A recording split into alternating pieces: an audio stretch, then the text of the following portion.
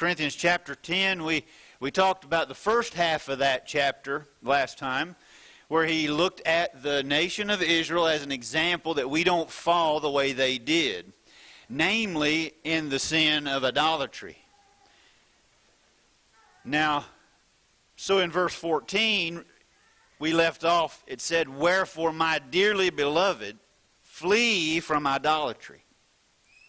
There's a point where we've got to do everything necessary to avoid it.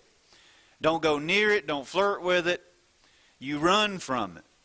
Don't get as close to it as you think you can without falling.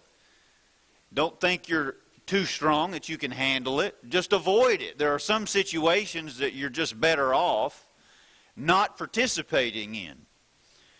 Now, he's going to talk about a couple of ways in which that might translate in their time. In Corinth, there were those who sacrificed meat to an idol in an idol's temple.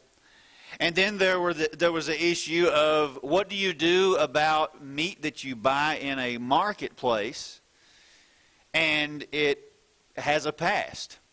Maybe do you need to know whether or not this was previously sacrificed in an idol's temple? Can you still eat this meat? Can you not? Different people might have had a different take on that, so Paul is dealing with this. So let's begin with verse 15. 1 Corinthians 10, verse 15.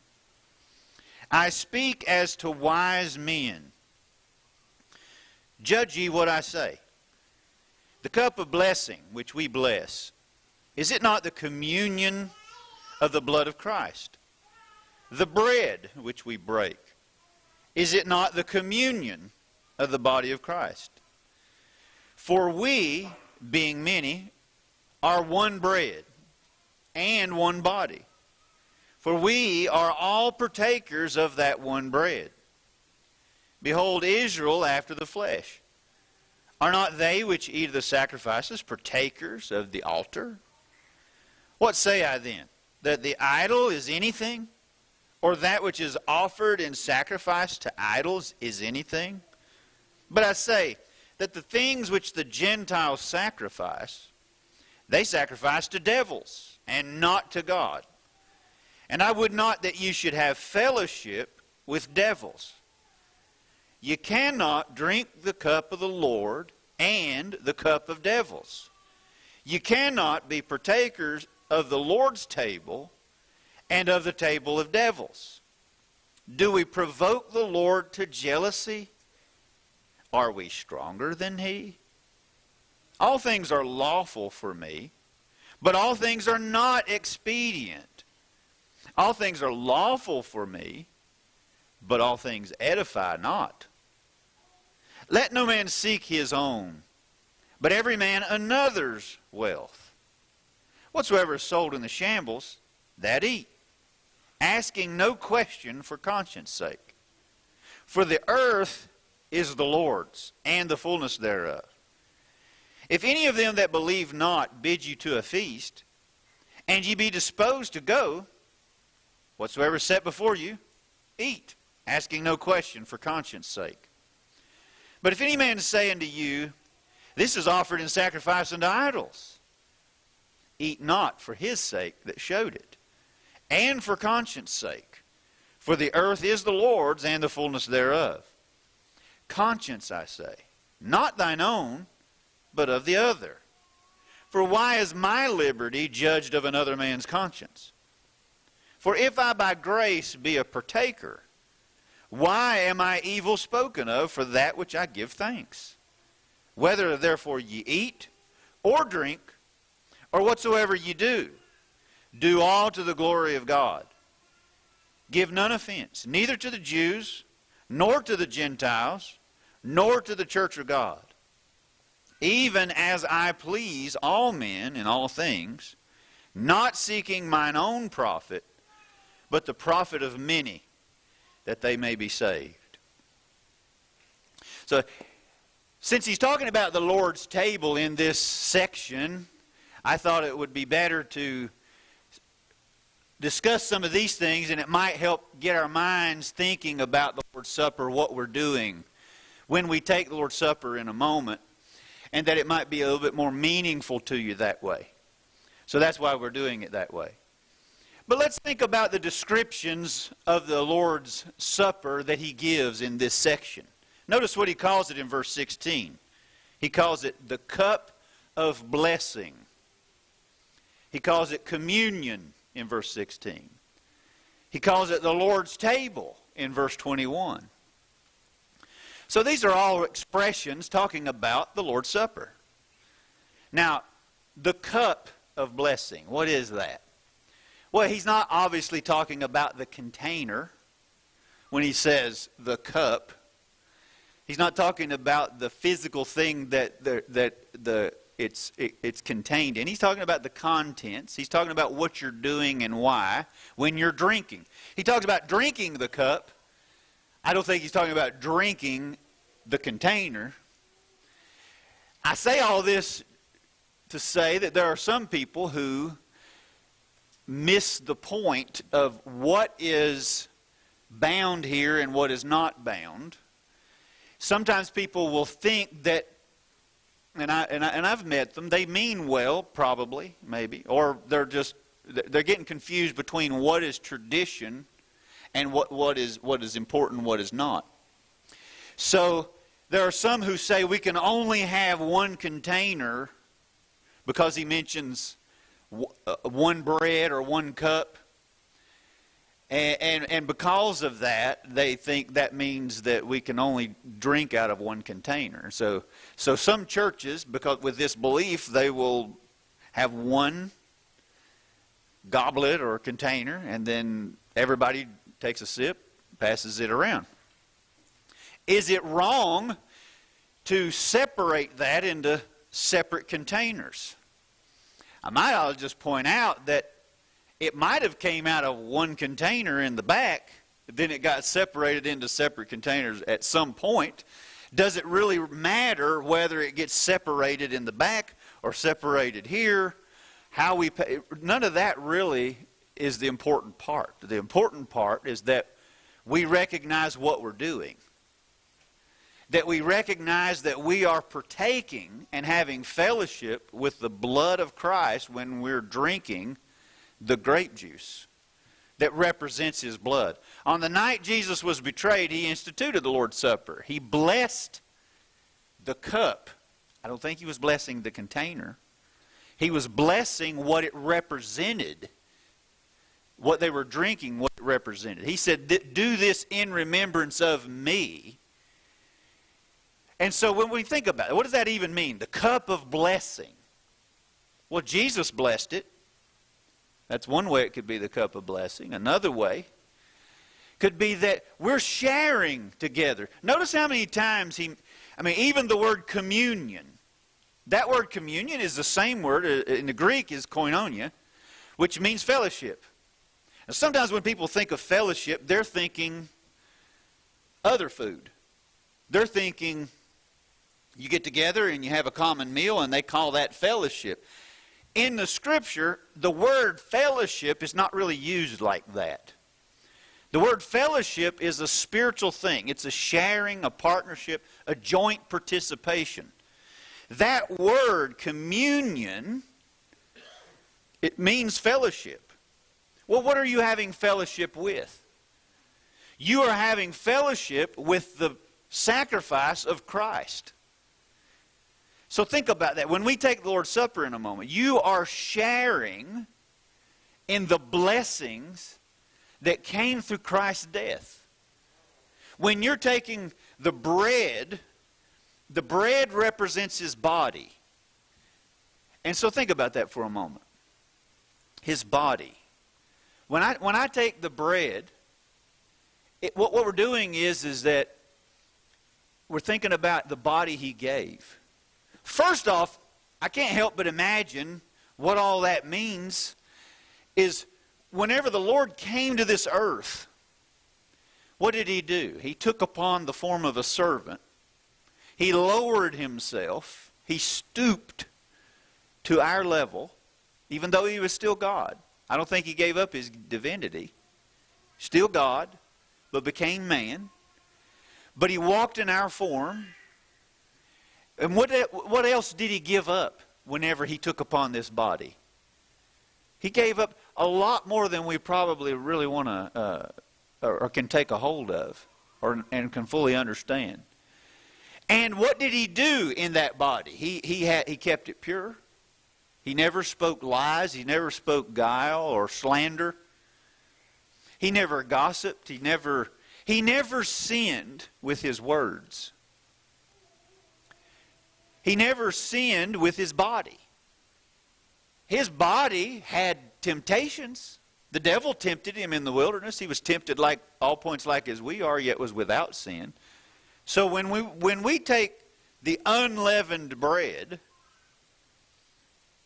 with no yeast in it, that represents the unleavened body of Christ, meaning that he had the sinless body of Christ that he gave on the cross. They beat his body. They spat on his body. They struck his body. They scourged his body. They nailed his body to the cross. Why did he do that? When I take the Lord's Supper in a moment, and you do that, we each are doing something individually, but there's also this, when you think of this idea of communion, we are communing with the Lord, and we're communing with each other. Notice in Acts 20 in verse 7, the disciples came together to break bread. That term breaking bread is an expression. I don't think it's necessarily talking about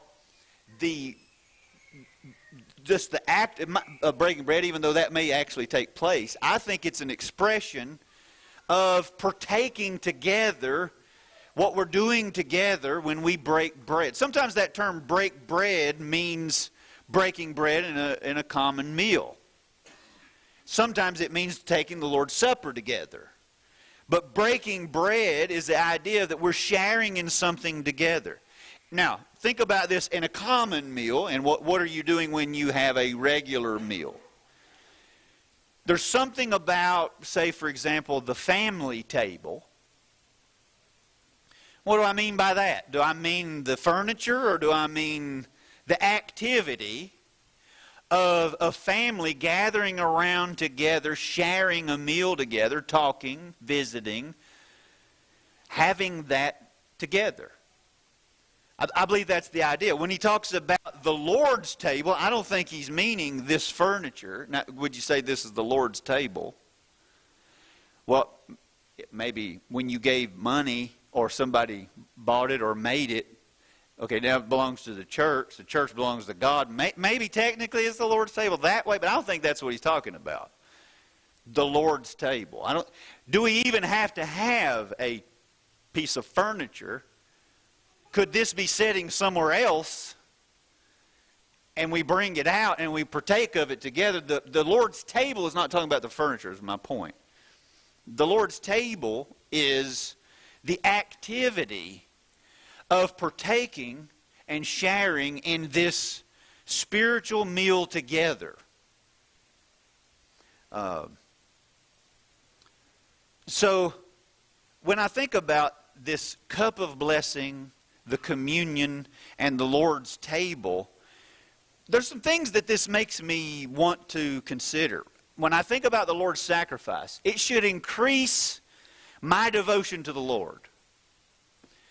When I take the Lord's Supper, there's a purpose in this, that I'm not just grabbing a pinch of a piece of bread, or that I'm just downing some grape juice.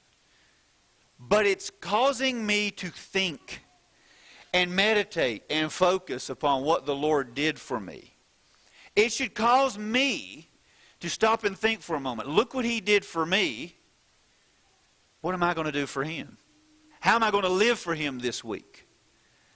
What am I going to say this week? Do I have a purpose in my life? When I get up, if the Lord wills and the sun comes up tomorrow, and I'm still here and I'm on this side of the grass, when I get up tomorrow, will this Lord's Supper that we take in a moment, will it affect how I live tomorrow or the rest of this day? How I'm going to treat you as I'm around you. After we leave the assembly, How is me taking the Lord's Supper going to affect how I live the rest of the week? I believe that's a part of what's in this context, as we'll see in a moment. How I live to the Lord and how I treat you should be impacted by me taking the Lord's Supper. It should give me a purpose of what I do and what I don't do. It should increase my appreciation for what the Lord has done for me. The whole idea of that expression, cup of blessing, should help us. I can't help but think I need to be thankful. Think about that for a moment. Thankful for what the Lord did. He didn't have to do what He did. He willingly went to the cross. Am I thankful? Am I grateful? It should increase my love and care for you. The whole idea of what He did, whenever we're thinking of His body and His blood and what He gave, it should make me think, well, what am I going to do now? What am I going to give to you? What am I going to give to the Lord? He cared for me. How can I call myself from Him? If I'm a part of Him, that should make me want to follow His example.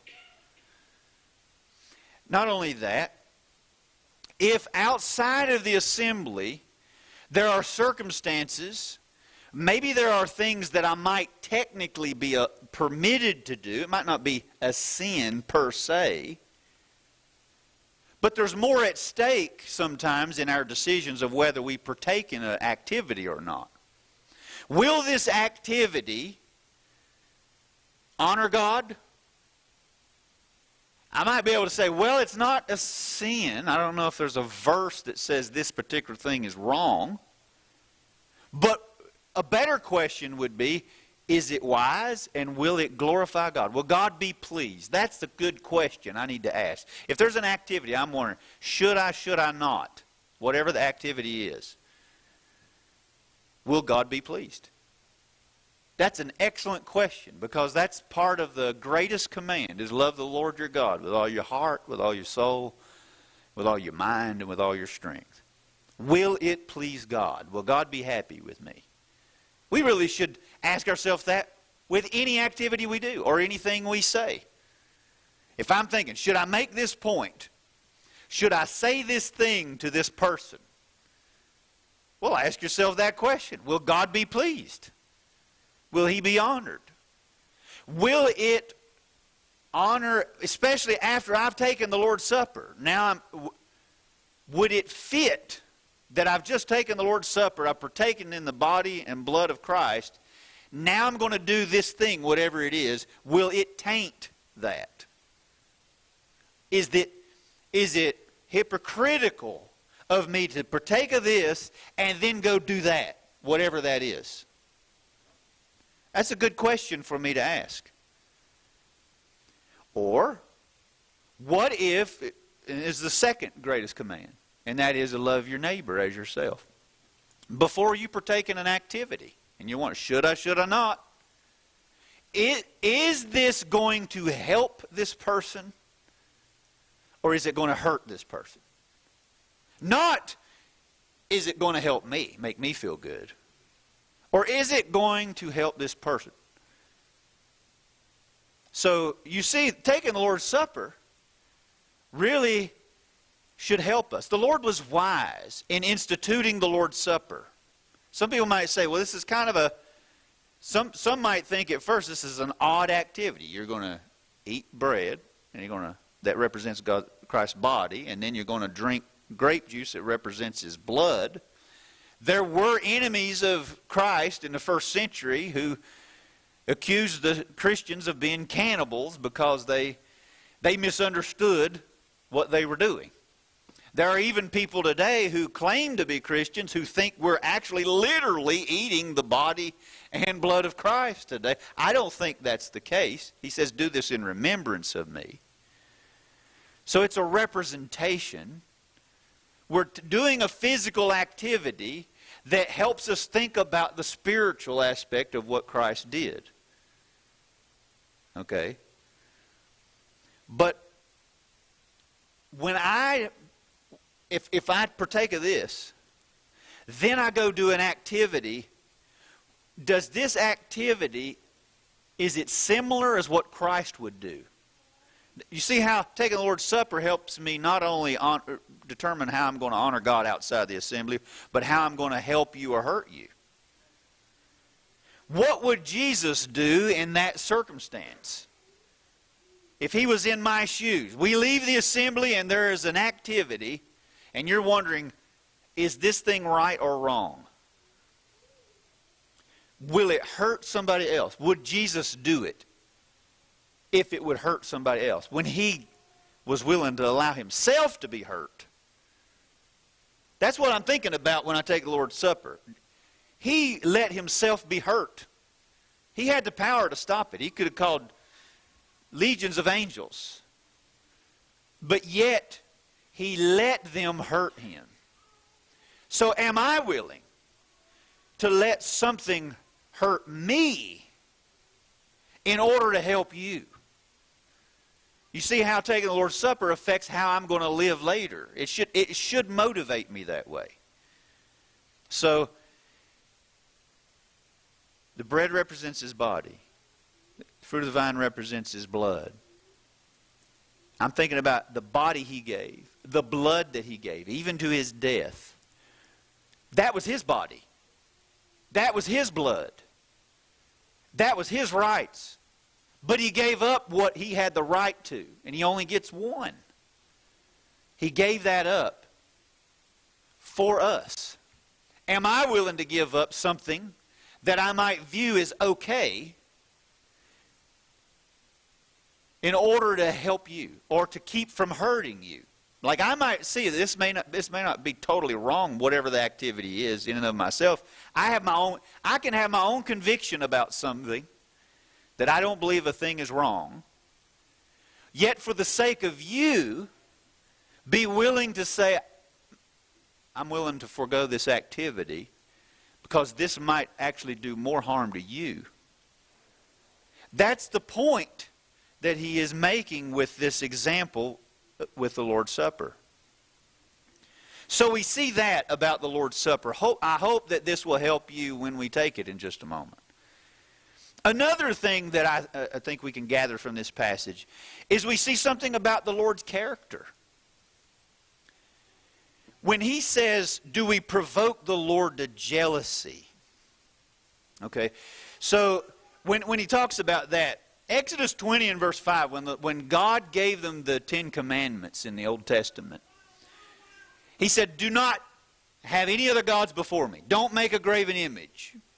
He's commanding against idolatry. And in that section, in Exodus 20 and verse 5, he says, for the Lord your God is a jealous God.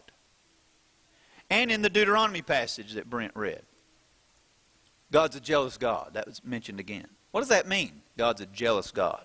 And now Paul is saying, do we provoke the Lord to jealousy? Well, he's not jealous in a bad sense, because there is a work of the flesh called jealousy, and certainly not that. That kind of jealousy is like whenever I am wanting, you have something that I want, so I've got the wrong feeling towards you because you have something I want, so I'm jealous of you. That's not the kind of jealousy he's talking about. The jealousy he's talking about would be similar as a husband and a wife relationship. A man has the right, and a woman has the right to say, I'm not going to share my spouse with anybody else. You belong to me and nobody else. Now, for example, if a spouse was wearing a ring of another person, how might you take that? Your spouse is wearing a ring of somebody else. Oh, we're just friends. Doesn't mean anything. Well, you're my real love. You know I love you. Can you have it both ways? No. There is a good case of where somebody would have the right. Jealousy, in this case, is a good thing. Okay? God is a jealous God. He doesn't want to share you in your devotion to any other thing or person or any imaginary thing. No piece of wood, no rock, no false god. God is the only God. He's the one that made everything. And he says that in the context. We learn about his character. He's the creator. Everything is his. The earth is the Lord's and the fullness thereof. He repeats that at least twice. So everything is made by him. Everything belongs to him. When I think about God and his character, he's the creator. I'm the created. He made me. Paul talked about being made in his image. When I think about who he is, but yet how he loves me, how he wants to forgive me, how he's made a way for me to be made right with him, and I think about his sacrifices for me, how he's put up with me, but I don't want to disappoint him. When I think about God's character, will God be pleased with the activities I'm going to be involved in this week? Will it make God see that I am devoting myself to some other thing above him? Will he be displeased that way? If so, I need to adjust my activity. Will he be pleased? So thinking about the Lord's character, thinking about that jealousy. When he says, okay, so there's two aspects of eating meat that he's talking about, and how the Lord's Supper and God's character should translate into the question of, should I eat this meat or not? Those 2 points, if you get the principles behind the 2 points, the Lord's Supper and God's character, those principles behind that and the meaning behind that is the best principle to determine whether an activity should be involved in or not. Okay? So thinking about that,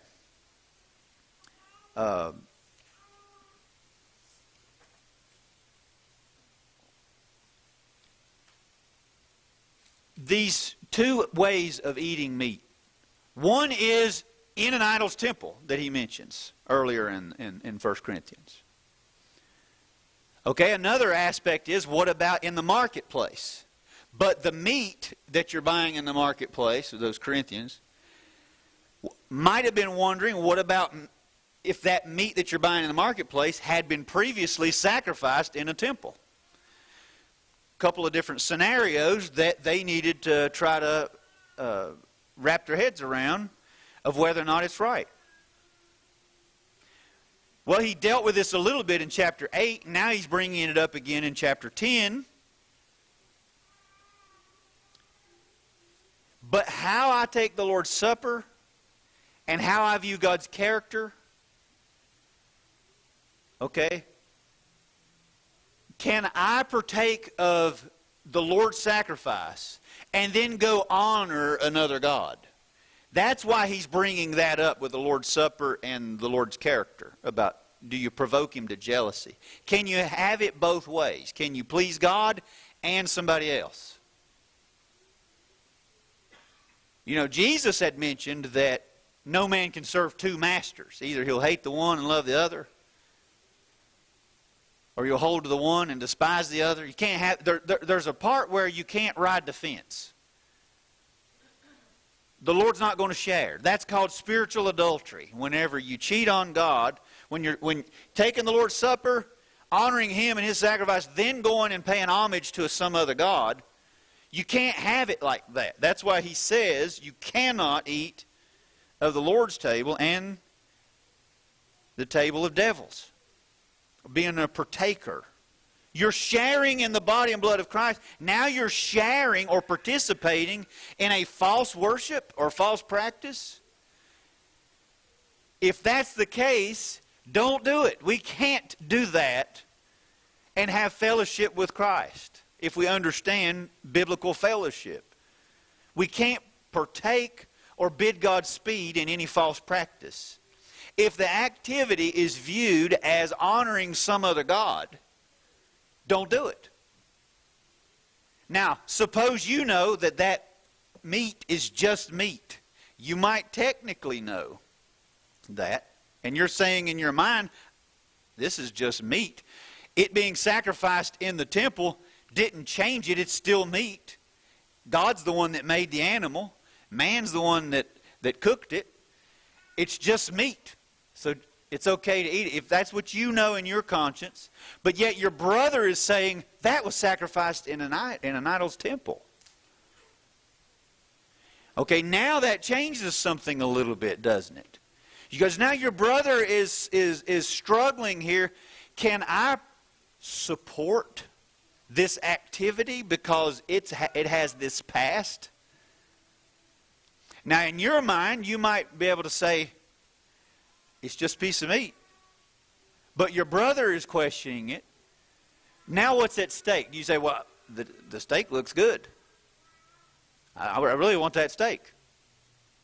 And others are eating of it.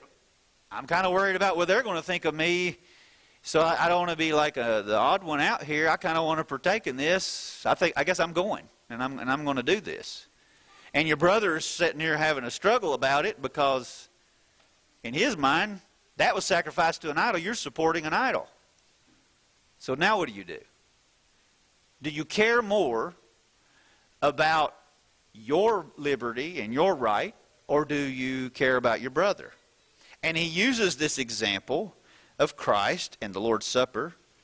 So first off, you don't honor the Lord and another, but you also, when it comes to this question of the history of the meat, when you go into the marketplace, and do you have to know all the details and track it down? Do you have to ask all these questions and know it? Okay, you have to read all the labels. Is this money going to this idol? There's a lot of things that people might wonder and question about. Well, when he says, ask no questions, well, you have your own conviction that it's okay to eat. It's just a piece of meat.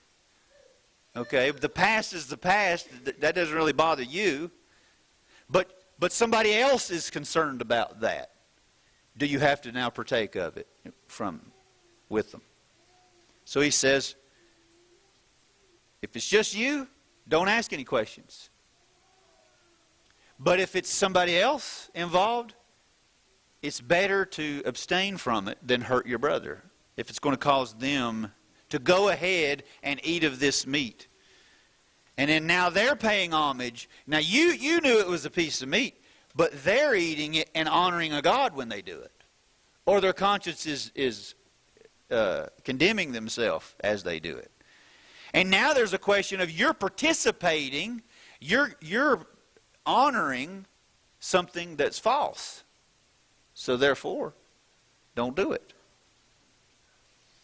And the point that he makes about Christ, not giving offense to the Jews or Gentiles or the church of God. And then verse 33 he brings the point home, even as I please all men in all things, not seeking mine own profit, but the profit of many, that they may be saved. What did the Lord do when he gave his body and when he gave his blood? He wasn't thinking about himself. That wasn't about him. That was about him giving up so much for us. And so, let's not seek what's always best for me, but let's seek what's best for others. And thinking about that when we take the Lord's Supper in just a moment, let's really consider this. Let's do it in a way that honors him. Let's do it in a way where we're discerning the Lord's body and blood. And then after we partake, and then we leave here, let's honor God by our choices, by what we do and what we don't do. And let's honor God by what we do for others or we don't do for the sake of others in helping and not hurting. So I hope that that would be a benefit to you. When you think about the feasts, okay, the Corinthians had their feasts of their culture. But the greatest feast is setting before us, that we're going to partake of and share in the body and blood of the Lord. And there's a great feast that's being prepared that we're going to get to partake of in heaven with the Lord. The Lord went to prepare. Think about that preparation and all the things that He has done to supply that for us. Are we going to be ready to partake and be involved in it? Why not be one of us? Why not join in the family? Why not join in the body and blood of the Lord? First, by being cleansed of your sin. By believing that Jesus is the Christ and believing in His sacrifice. Repenting of your sins. Confessing that Jesus is Lord. And being baptized to contact His death. And when you come up out of the water, living a new life. With that purpose. The Lord has given you forgiveness. He's forgiven you grace and mercy in a new life. Why not come and do that? You can come up to the front row. We'll baptize you into Christ. And then we can partake of the supper together in communion. And if you've already done that, let's do it in the right attitude and heart. Won't you come while we stand and as we sing?